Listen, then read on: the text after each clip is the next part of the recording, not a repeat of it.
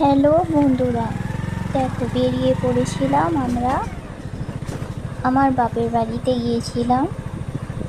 তো ওখানে এই জায়গাটা আমার খুব ভালো লাগে। জায়গাটা খুব সুন্দর, দুধারে গাছ, দুদিকে আবার জলা জমি। আমার তো খুব সুন্দর লাগে জায়গাটা।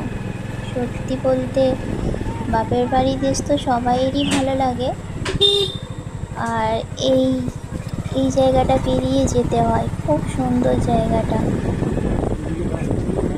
সুন্দর পরিবেশ, খুব সুন্দর প্রাকৃতিক দৃশ্য, খুবই ভালো লাগে।